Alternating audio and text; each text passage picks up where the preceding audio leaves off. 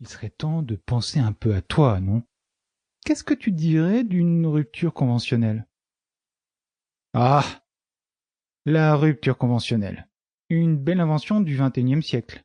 À mi-chemin de la démission et du licenciement, une espèce de divorce à l'amiable entre une entreprise et un salarié qui évite à l'une d'avoir trop de frais et permet à l'autre de bénéficier des allocations chômage.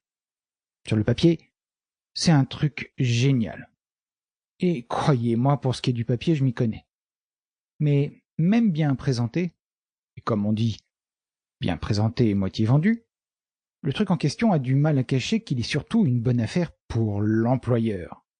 Tout l'art du responsable des ressources humaines, c'est donc de montrer aux salariés tous les points positifs pour lui, et de passer soigneusement sous silence ceux qu'ils sont moins. Avec moi, ça a marché du tonnerre. Mais comme je le disais, de toute façon, j'étais fatigué. Il n'y a pas eu besoin de me secouer beaucoup pour me faire tomber de l'arbre. Je me suis donc retrouvé plein de temps libre, muni d'un petit pactole et de quelques économies que j'avais malgré tout réussi à faire. Tout cela me permettait de voir venir en attendant tranquillement la retraite. La première semaine, je n'ai quasiment pas bougé de chez moi.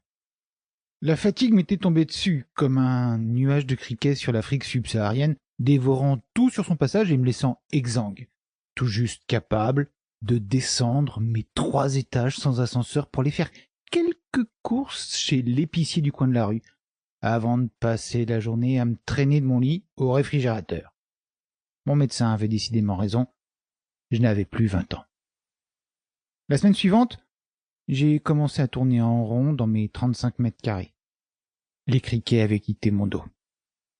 Désormais, je me faisais l'effet d'être une espèce de cobaye enchaîné à sa roue, s'obstinant à la faire tourner de plus en plus vite, ne sachant même plus comment descendre.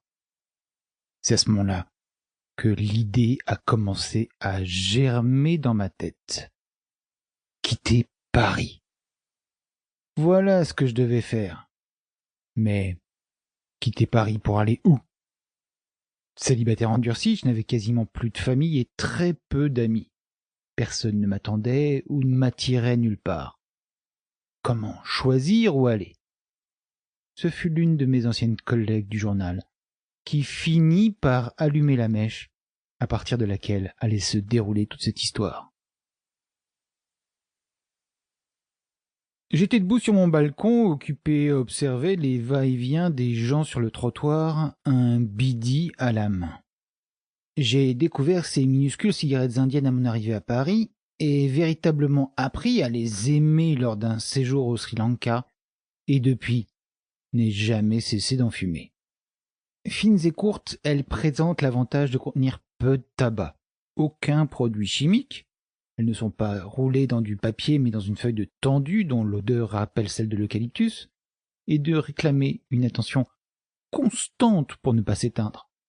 On ne peut donc pas en allumer une sans y penser et en tirer quelques bouffées distraites. Une bidi, c'est comme une bonne bière, ça se déguste.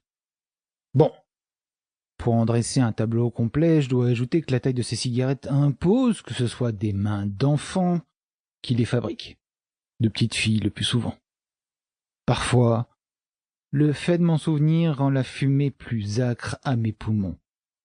Mais finalement, c'est un avantage supplémentaire. Ça m'évite d'en fumer trop. J'étais donc là, plongé dans une rêverie obscure, à 2 doigts de sombrer dans l'ennui, quand le timbre de la sonnette retentit. Mécontent, je tentais de faire celui qui n'avait rien entendu. Mais mon visiteur inattendu se fit insistant. Au 4e coup de sonnette, un rien rageur, je consentis à me déplacer. Écrasant au passage ma bidi dans un cendrier, je me dirigeai lentement vers la porte.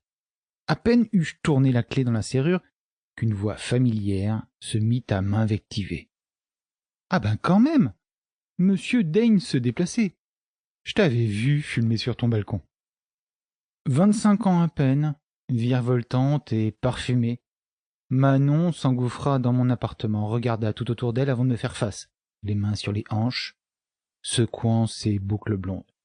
« Alors, C'est à ça que se limite. Pour continuer à écouter ce livre audio gratuitement, cliquez sur le lien dans la description et vous pourrez l'écouter en entier sans frais grâce à l'essai de 30 jours d'Audible.